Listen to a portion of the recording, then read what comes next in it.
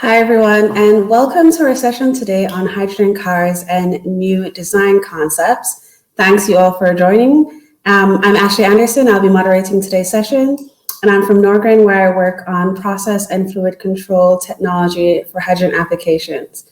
Today with me, I have Johannes from Stralsund University, Hugo from Riversimple, and Mikael from Antasena Institute of Technology. And I'll hand over to them now for them to introduce themselves and their hydrogen cars.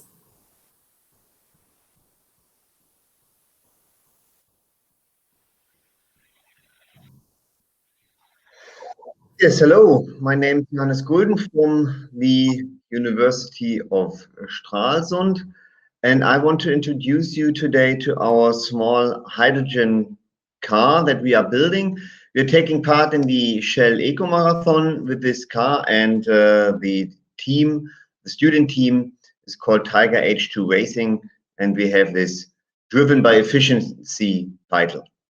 Let me quickly also say something about the university, because we have a long history in hydrogen and we have been studying hydrogen for more than 20 years now. We have our own wind turbine, we have our own electrolyzer, and therefore we also need our own hydrogen applications. And the hydrogen application that I want to talk about today is in the lower left, our hydrogen race car. Our project, the Hydrogen Race Car, started in the year 2008 in a collaboration with the students from Thailand, and therefore the name Thailand and Germany together becomes the Thaiger. The Thaiger 1 was the idea to start using a fuel cell for propulsion in such an ultra lightweight car. And our main focus was on the fuel cell. And you can see in the first car, really, we had a nice running fuel cell, but the car was not so nice. And so we split the focus more and more towards the car as well. You see the Thaiger 2, which had this awkward back wheel steering solution. I personally joined the team in 2012, and we see in the lower left corner the Thaiger 3 car, which is actually still there and running, and you can still drive with that one around. We have the Thaiger 4 car, and the newest car that we are using right now is the Thaiger 5 design that still is being used in the Thaiger 6 and 7. So we now have a carbon fiber monocoque that is ultra light. We have a fuel cell that is ultra efficient.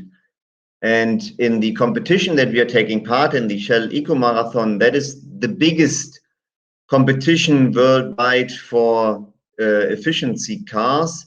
You see these other cars on the same road in the upper left corner. You see our driver really has not much space, and they have to hide in the car for the competition. We are a team of young students from the university. I'm actually lecturing renewable energies and hydrogen here at the university, and I'm head of this team. But we're doing everything ourselves, or the students are doing everything themselves with a bit of supervision, up to the level that we are now building our own fuel cells. This was a try to really build our own fuel cell that did not work as well as we thought. So now we are using bipolar plates that we buy, and then we just assemble it all together. If you have any interest for that, feel free to contact us, and I'm now looking forward to a nice discussion, and I hope you find this interesting. We are winning this competition. That's one thing that I forgot to say. We are building the world's most efficient hydrogen prototype car here in Stralsund University. Thank you.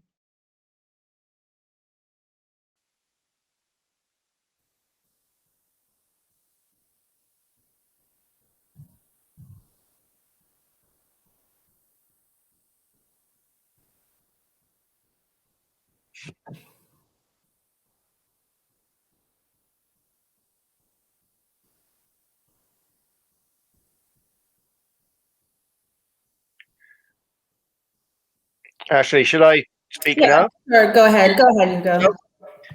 I don't know if you can offer up my slides. I'm afraid I can't. Your slides are on, your slides are live, so feel free to go ahead. Great.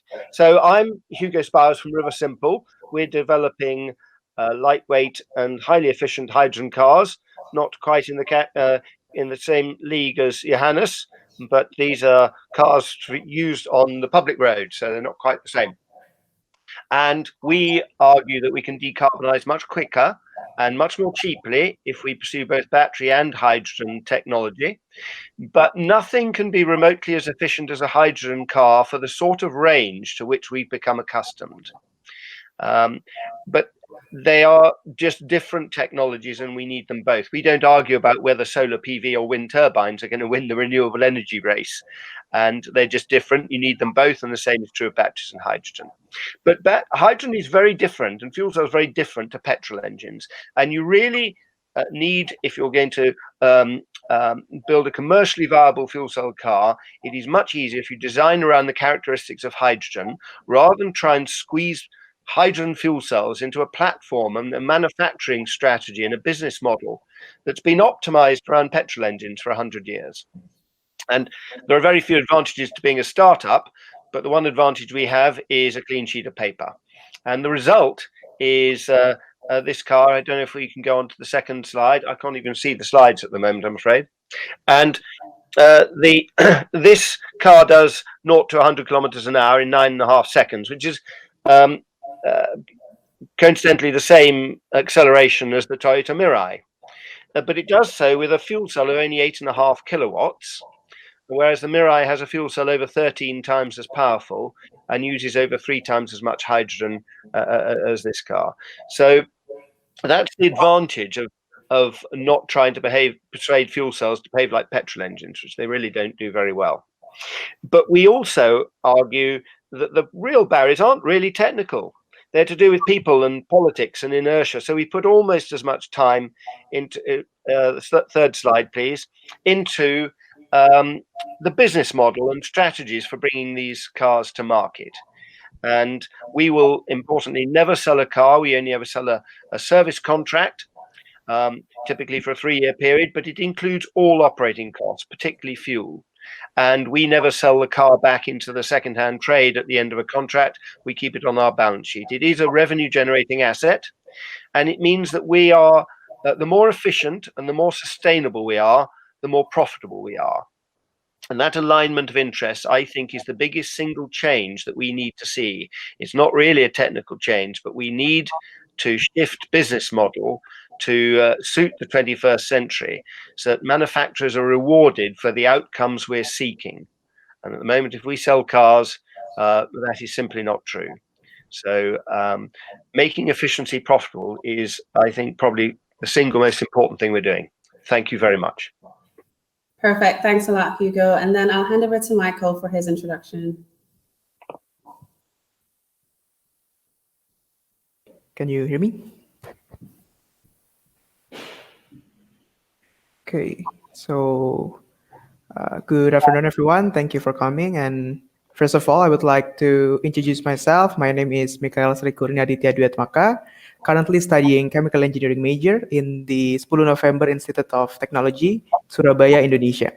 And I'm here today speaking on behalf of the Antasena ITS team. Okay, so Antasena ITS team is one of the research teams from the ITS, established back in 2010. And our research focus is to develop and improve the technology around the hydrogen application. As we all know, the hydrogen can be used as a source of energy for various things. And our team decided to focus on the transportation sector, making cars that are powered by hydrogen. And by this, making Antasena the first hydrogen-based car team in Indonesia.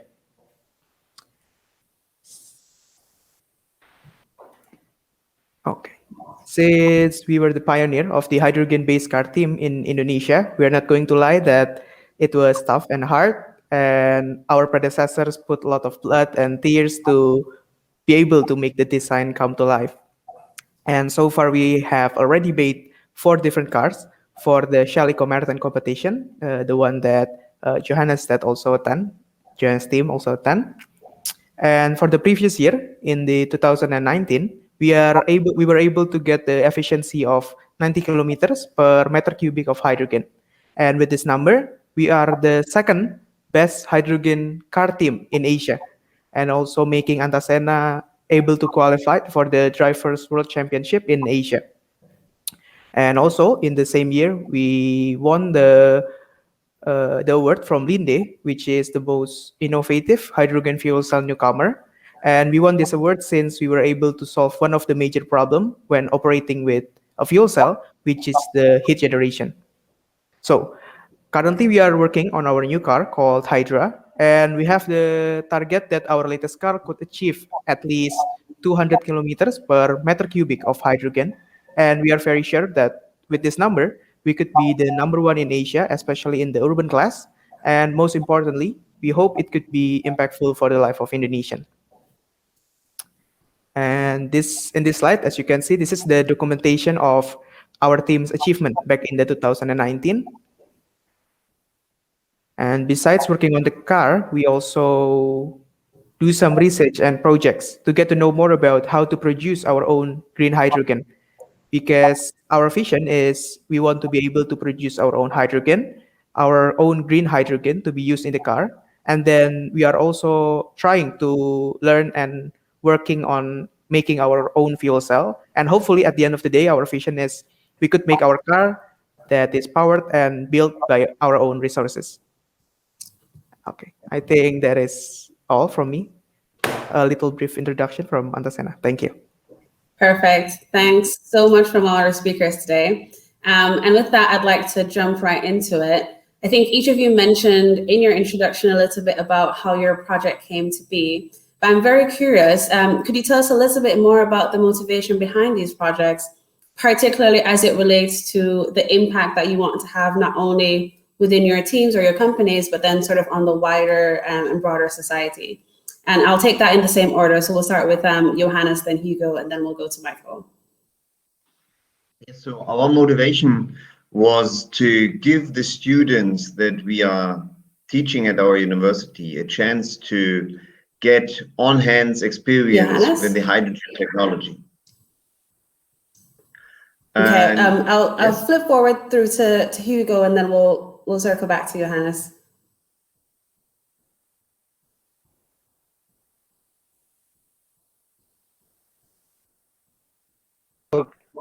Okay, Ashlee, I could actually hear Johannes just then. I don't know if there's a problem. Riversimple was set up entirely for environmental reasons. I was an engineer in motorsport, designing and building racing cars because it's the quickest and cheapest way to improve the efficiency of combustion engines. I still believe that, but we need to get rid of them. So that was why I left motorsport altogether. And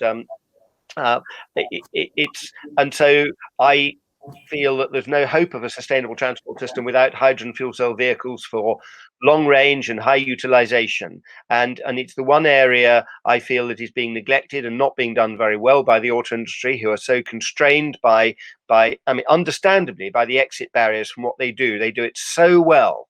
But we really need to change direction. When you go through a system level change, you need to change multiple things at once, and incumbent manufacturers simply can't do that. So we are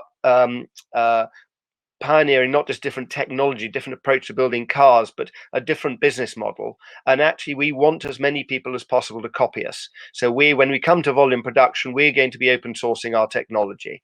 We believe not only is that better for everybody else, but it's actually better commercially for us, because we're building different sorts of cars. And the greatest barrier to our growth is getting into a standards war. We want other people to do exactly the same thing as us and use the same sort of fuel cells and electric motors and build a much stronger and more resilient auto industry around these standards. Thank you. Thanks for that. Mikael, what about you and your team?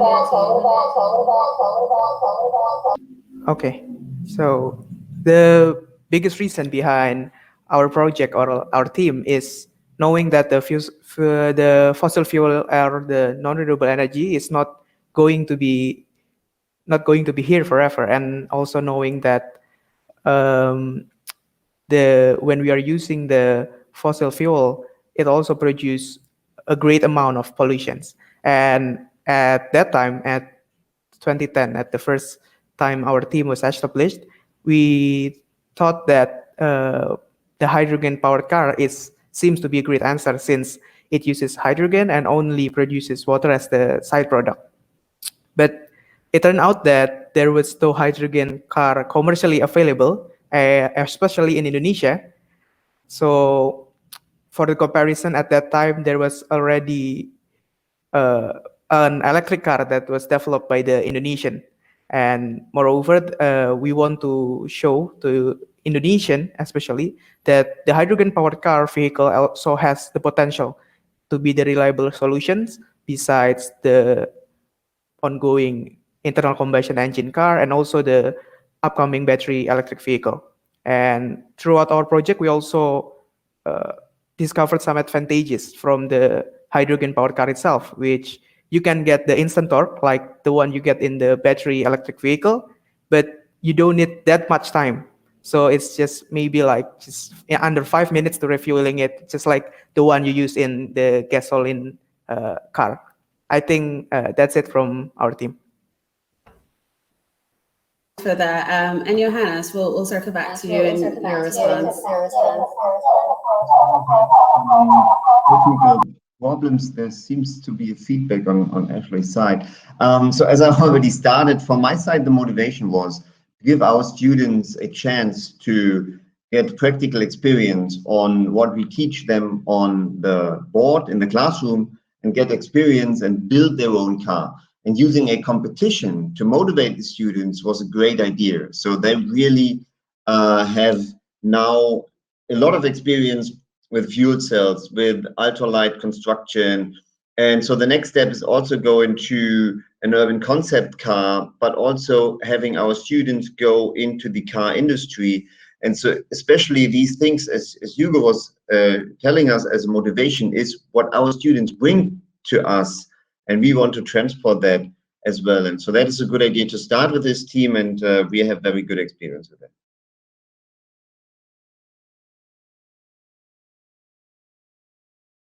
Thanks a lot. And I think we have quite a few car enthusiasts in this forum. So if we can maybe talk a little bit more about the specifications of the car, I think that would be quite interesting as well.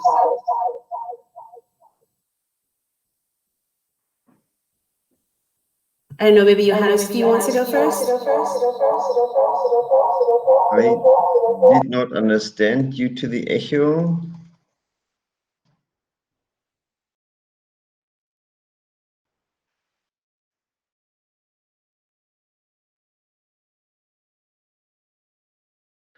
We are working on the technical issues, and the question was about the car, but there was one word I did not understand. We will see in just a moment.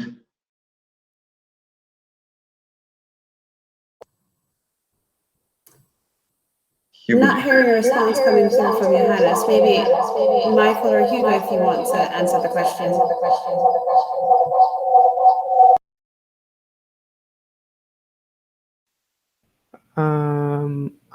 I'm sorry, due to I think the echo is really loud, so I can't hear you. The questions about the car, but I know it's about the car, but I don't know. Okay. Okay, about the specification of the car.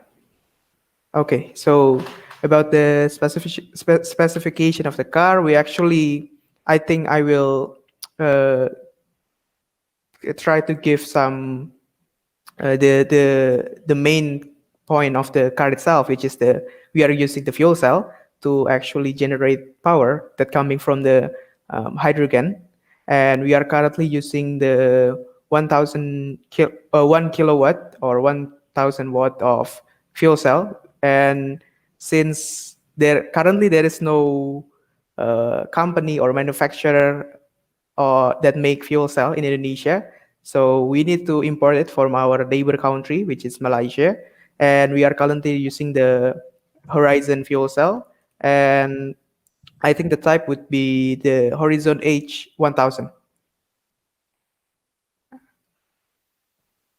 So our car is, from the specifications, really only suited for one sitting or even lying down person. So we are now really building the car around a person, basically, and it's a small person, I have to say, because we really are trying to find out what is the maximum efficiency that is possible to be done. And while you are still aiming for 200 kilometers per cubic meter of hydrogen, and I already saw the question what hydrogen that is norm cubic meters. So that is cubic meters under atmospheric pressure.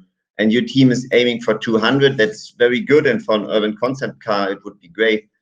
Our car in the prototype class is already going more than 1,000 kilometers on this 1 cubic meter. I mean, this is an impressive number, but I'm totally aware that this is not a practical car, right? It's a car to show what is able, what is possible to do if you really go to the limit. And the next stage is to go to an urban concept car. Our car is going 25 kilometers an hour. It is just around one person. It's only 23 kilograms.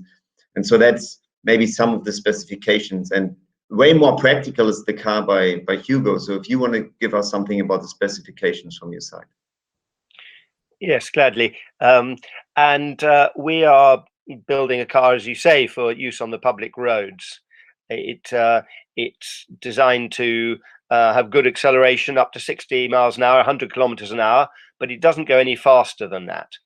And when I say it's designed around the characteristics of hydrogen, we have a fuel cell that is the prime mover. It's not a range extender. Sometimes battery vehicles have a range extender tacked on the end to increase the range of basically what is still a battery electric vehicle. Our fuel cell is the prime mover. But unlike a petrol engine, it's only sized for the maximum cruise speed, which is in this case 100 kilometers an hour. In a normal car, the engine is sized for maximum acceleration. And when you're cruising, even in a small car on a motorway today, you're only using about 20% of the power. And you're only accelerating for about 10% of the time. So it means that the engine in a normal car is 80% redundant for 90% of its life. And it's really not very clever. And so is the transmission system. And then, of course, the chassis has to hang on to these heavy bits in accidents. So that's much heavier than it should be. And so we are sizing the fuel cell just for that 20%. And we're feeding 4 electric motors in the 4 wheels. And they are the primary brakes. They're not just additional bit of braking regen, as in regen in most cars. They are the primary brakes. So when you press the brake pedal, although there are friction brakes, valves close in all the hydraulic circuits, so there's no friction braking. It's entirely electrical. And they charge a bank of supercapacitors. We have no batteries on the car at all. And the supercapacitors provide the other 80% of power when you want to accelerate. So even though you've got a small fuel cell, you've still got good acceleration. Now, when you get to top speed, those capacitors are empty. But that's not a problem because you've got to your top speed and you don't need them anymore. And you want somewhere to put the electricity when you slow down. So that's all fine as long as you can rely on the capacitors for the 80% of power when you want to accelerate repeatedly. And the only way you can do that is have very, very efficient regen braking. And that we want braking on all 4 wheels, and that's why we've got motors on all 4 wheels. And if we had any wheels without motors, we'd need friction braking at those wheels, and then you'd, by definition, recover less energy. And so normally with cars with regen, you can recover about 10% of the kinetic energy of the car in a conventional car when you brake. But in our case, we can hit 55% of the kinetic energy of the car recovered into the supercapacitors in a single braking event. And that really is the key, we believe, in a process that we call mass decompounding. It allows you to have a much smaller fuel cell, much lower power density, lower pressure, more efficient in a lighter vehicle because the powertrain is so much lighter. And so you have a more efficient fuel cell in a more efficient platform. And these advantages all compound. So it means we don't need 700 bar storage, 350 bars, quite enough, because we're doing 320 kilometers on a kilo of hydrogen. Nothing like Johannes's vehicle, but it's as you say, more practical. Thank you. That's great. Thanks, everyone. And I do apologize for a bit of technical difficulty. I think we are good now, and I'm sure you've heard all the exciting things coming through from all of our speakers. So very, very very, very sorry for that. And also at the same time, very excited to hear the details coming through. Something that I think is probably more applicable for Hugo and team, because they're sort of more commercial as compared to other speakers, is how hydrogen cars fit into the wider ecosystem. So Hugo, you mentioned a little bit about the new business model before. If you could touch a little bit on that, and then maybe around some of the other aspects in the refueling ecosystem, such as stations or hydrogen production, that would be quite helpful.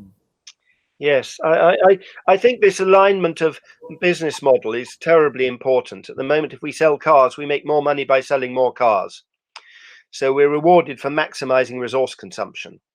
And I don't see how we can ever have a sustainable industrial society based on rewarding industry for the opposite of what we're trying to achieve. And we're trying to turn that around. Costs of sustainability are real costs for the business model that we've developed over the last 100 years, and reduce profits. And so therefore, the only way to improve the efficiency and sustainability of cars is to regulate a level playing field, to force manufacturers to do it, because it reduces profits. We want to turn those costs around into sources of competitive advantage. And we argue that giving industry, aligning the industry's profit motive with the needs of society is a much more effective way of achieving the climate outcomes we're after and the sustainability outcomes we're after than regulation.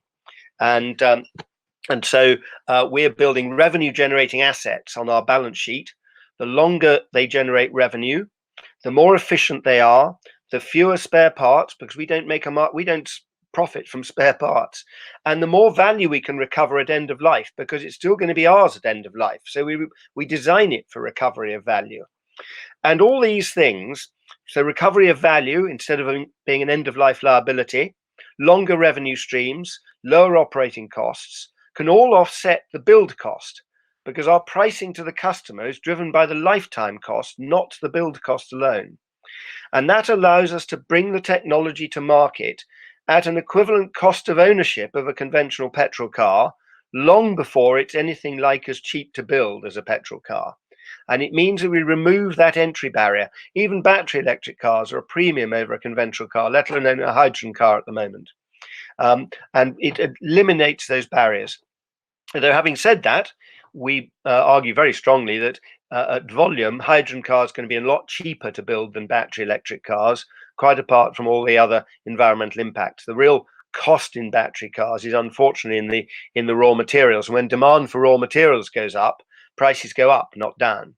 Whereas the cost in a hydrogen car is in the processing of making the fuel cell. And as we know, when volume goes up, manufacturing process costs go down really dramatically.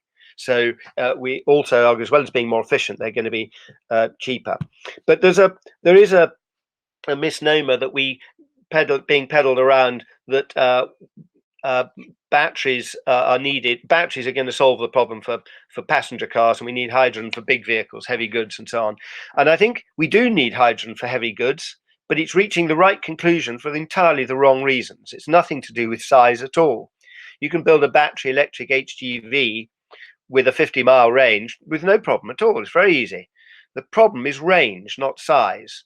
And the only mature sector we see hydrogen in is forklifts in warehouses. Now, forklifts are not big. It's not because they're big that they need hydrogen. It's utilization. And it's utilization and range that are the two things that demand hydrogen. Taxis that don't have a lot of downtime, for instance. Cars that want to do a 300-mile journey. These things are achieved much more sensibly, more efficiently, and in the long run, more cheaply with hydrogen than batteries. And then the final thing you mentioned about infrastructure, that is the chicken and egg that people always talk about. But there's 2 points I'd make. One is that at scale, hydrogen refueling is a lot cheaper than battery charging. Jülich University put the figure at somewhere between 100,000 and 1 million cars. Now we've got 38 million cars in the UK, and at that sort of scale, hydrogen is an awful lot cheaper, because a refueling point can support thousands of vehicles, just like a petrol pump, whereas a battery charging point can only support a handful. And the second thing is that because it is infrastructure density is an issue, we believe that it's an observation that all disruptive technologies always come to market in a niche. And in a niche where the weakness doesn't matter. They don't come to market in the mainstream. And so it's brilliant what Toyota and Hyundai have done, but they're effectively turning around to governments and saying, well, you've got to put in 300 filling stations in the UK to provide a market for our cars. And poor little us at Toyota, we can't afford that. Now that is not a strategy, it's passing the buck in my view. And so we are focused on local vehicles, that's not urban, but cars that operate in a 40-kilometer radius. And there's over 3 million cars in the UK that operate in that sort of duty cycle. And if you target that market, the critical scale of infrastructure for the UK, for example, comes down from about 300 filling stations to just one to create a commercial market. Now, it's small, it's very highly concentrated, but it concentrates demand around one filling station. And if we put 100 cars into that market, the filling station's got 100 captive customers from day one. So there's a strong investment case. And you can expand your market one filling station at a time. But each one is a sound investment case and you stand alone, doesn't depend on 300 other filling stations. So you can grow the skeleton of a nationwide network without ever taking a nationwide gamble. And so this is another problem with HGVs. It is, although we need hydrogen for HGVs, they're the worst possible starting point because HGVs are by definition long-haul vehicles. In fact, even a nationwide network isn't enough for HGVs. They need a pan-European network to be commercially viable. And so it's simply not the most sensible place to start. We're all for hydrogen HGVs, but please let's start with something a bit more practical that doesn't rely on bottomless support from government, because we won't get it. Perfect. Thanks a lot, Hugo. And to wrap it up before we head into our Q&A session, if each of you could tell me in one sentence, and I really do mean one sentence, what your ideal version of success for either your team or your car or your pocket of the hydrogen market looks like in 5 years, in one sentence. We'll start with Johannes, Mikael, and then Hugo. I guess my goal and future plan is very similar to Mikael. That is winning the next championship now with an urban concept car. That would be great, and that is a future I actually foresee for us. And then, of course, bringing that car on the road and being on the same road as Hugo.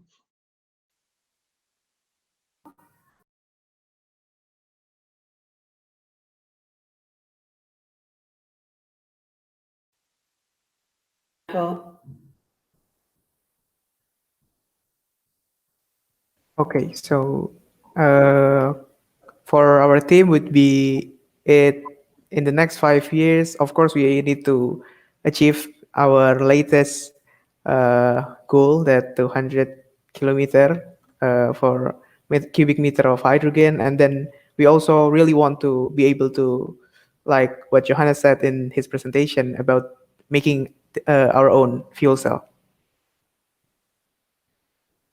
In your one sentence, Hugo. Well, we're in low volume production. We should have 20 cars finished and on the road with customers by the end of this year. But we're aiming to be in volume production with a facility in 2024, which will be capable of making 5,000 cars a year. Now, there's a lot of work to do to get to that point. But that's when we've achieved that. When we're in production with a volume production car, that will be that's our end goal. That's I'll be very satisfied at that stage. Great, lots of exciting things ahead. So running into the Q&A section now, we'll start with Luke W asking about the atmospheric pressure of compressed hydrogen. I think Johannes touched on that a little bit, but I'll hand that over to Mikael to add some more details. Okay, about the aim of 200 cubic meter of hydrogen, like what Johannes said, and I think it's pretty clear that yes, it is on the atmospheric pressure of the hydrogen itself. Your question, Luke, and then we'll move on to Gabrielle, asking what is your take on the use of biomethane and bioethanol fuel in fuel cells? That's open to all three. I try to take this one. I mean, if the technology is there, it surely has the advantage of the higher energy density. But right now, the technology and the amount of hours that we need to run the fuel cell to be viable in a car application is not yet there for methane or for methanol fuel cells. So right now we are relying on PEM fuel cells. It would be great to have a running methanol fuel cell that is available on the market, that has the hours that we need to run it in the car, that has the dynamic response that we need in a car. So all of these things need to be there. And then we have the higher energy density. It would be a great idea.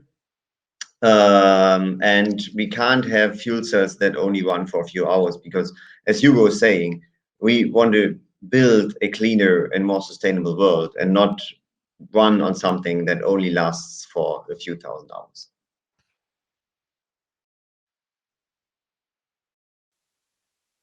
Add to that? I mean, I know there are other advantages to some of these other fuels, but I believe that hydrogen and electricity are common denominators. They're the two perfect energy vectors to work with, because you can make hydrogen or electricity from any energy source, and things like anything like LPG or methane or methanol you can get to, but through less direct paths, and each of those energy conversions wastes energy, has losses. So if we can work with hydrogen, it is the most efficient way forwards. And I believe that if you make an efficient hydrogen vehicle, there really is no problem with storing in gaseous vessels. And if something better comes along to store hydrogen, we'd be very happy to work with it. We're completely agnostic, but all we're saying is that that's good enough, and we're in a situation where we need to do what we can with what we have right where we are and get on with it. Great, thanks for that, and I hope that answers the question. Moving on to Brahim, curious about the subscription model pricing for your cars, Hugo, the simple River car, and what is your international strategy on that as well? Yes, I've actually just replied to Brahim. So we are not very used to looking at the total cost of ownership of our cars. We actually argue that we as customers all collude with the auto industry in not really understanding how much our cars really cost us. We're aiming to come to market at the same cost of ownership as a bottom of the range diesel Golf. We're not arguing that our car is equivalent to a Golf, but nobody makes a car for local use. It's not a Smart. It's a car just for local use in and out of cities and the countryside, and that would typically be filled by a Golf. So it would replace a Golf, although it isn't equivalent to a Golf. And so provisionally, we're talking about £295 a month and 18p a mile, plus VAT. And we think that is equivalent to the cost of ownership of a VW Golf. So does that answer the question? Oh, international strategy. Sorry, we are focused, because we are keeping the cars on our balance sheet. We're not selling cars, so we can't sell cars to any customer anywhere in the world. We do want to go international. We are having conversations with other parties. We would prefer to rather than establish wholly owned subsidiaries in other countries. We want to establish joint ventures where in different countries, and we don't live in the same house in different countries. We test cars in Death Valley and the Arctic, but whoever drives from Death Valley to the Arctic? We need different cars. We've got to get away from the concept of the world car. And so we want to establish joint ventures with not just manufacturing, but R&D facilities in other countries, which would work very closely with ours, so that a car designed in for instance, India, by Indians for the Indian market, we believe will be a better car for India than anything that we can design here. So that's, I hope that explains the strategy. We want to establish in the UK first before we open any facilities elsewhere there. Great, thanks for that, Hugo. And there's a question from Luke around the hydrogen industry and kind of developing that charging network. I know you touched briefly on that before, Hugo, but I think it would be interesting to hear from our other speakers Granted that they're not on the road yet, but that is sort of an end goal. Where you see that, or how you see that space developing, and then if you have any further comments, Hugo, feel free to add in at the end. Yes, so we have our own hydrogen filling station at the university. So we have been using such a filling station to actually tank a car. And on the other side, we are also very strategically talking with our politicians about what to do and where to go with the hydrogen. I'm also convinced that with the big infrastructure available, this will be a lot quicker. And someone in chat already said, yes, Tesla was building up their own infrastructure. That was a good idea, of course. And now they're kind of selling this, right? They're not earning the money with the cars, kind of. And probably we need this infrastructure as well. Most countries in Europe are now on a very good pathway towards an infrastructure and pan-European infrastructure, as Hugo was saying. Though I don't totally agree that we need this first. I think there can be certain hydrogen hubs where trucks go and come to, right? So if you have a logistic solution that is working from one position and going in a star-like pattern, always coming back to that same position, this is a perfect spot to start with such things. And that is everywhere in the waste management, and that is in cities you have this in many times. So I don't think we need this pan-European one, though it is being built up. And I really foresee a hydrogen mobility future rather sooner than later.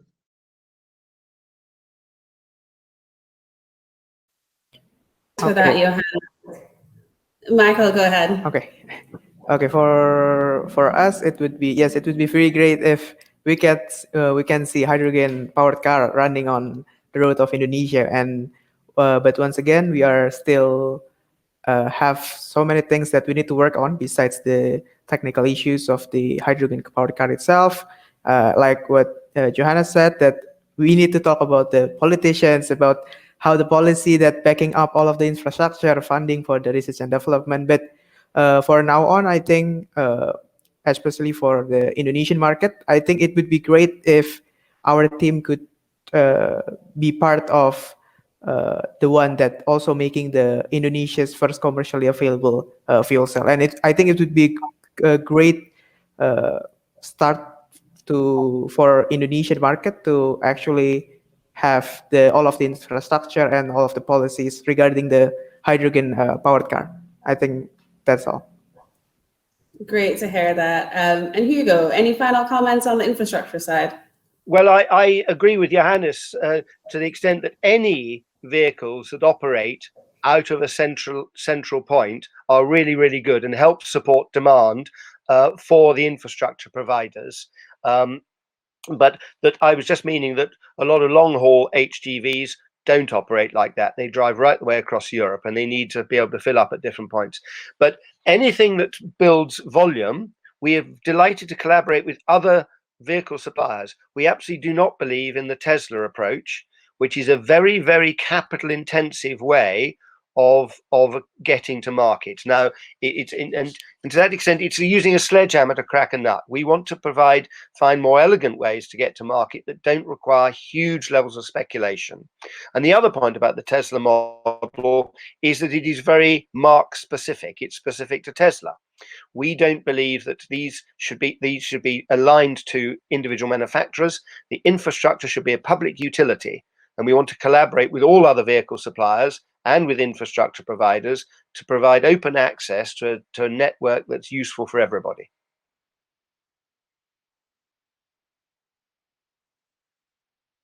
Left and a final question. So Hugo, this one's for you. If you can manage to answer that in the final minute, what do you think to do with your cars when they become obsolete? Well, the first thing is that we are planning around a 20-year economic life, because we think that after about 7 or 8 years, people don't buy their cars for the latest sexy model. They're just buying for functionality and price and reliability. And our cars have no moving parts other than the wheels, so they'll be reliable for the whole life of the car. We're planning around a 20-year life, but of course it does have an end of life. We have much more control of the vehicle at the end of life because it's still ours. still in our hands, and we know it's going to be, so we design it right from the beginning for recyclability. Now, there are certain things in our car that we aren't recyclable, the composite materials most particularly, but we have done a research project with a European company, and we've got a roadmap to work towards completely closed loop recyclable composite materials, where they're not recyclable at the moment, but we're on a trajectory to get to a completely sustainable solution, rather than going down a dead end. The great thing about composites, though, is it unlocks so many other aspects of our technology. It brings down all the barriers for fuel cells because it's so much lighter, and it brings down the volume at which production needs to happen to be viable. If we make the cars out of steel, you've got to make 300,000 cars a year to be competitive. With composites, that comes down to about 5,000. So it's all part of a very complex set of variables. We've got to work towards a point where ultimately we've got a completely sustainable transport system, not something that's just a little bit less unsustainable, because less unsustainable is still not sustainable. But we know we're not going to get there overnight, so we've got to make intelligent decisions. Great, thanks for that. And thanks again to Johannes and also Mikael for this wonderful panel discussion. That kind of wraps it up for us today, but please feel free to join the networking session that we have in a bit, and definitely try to join a couple of the other sessions today as well. Hope you guys enjoyed. Have a good one.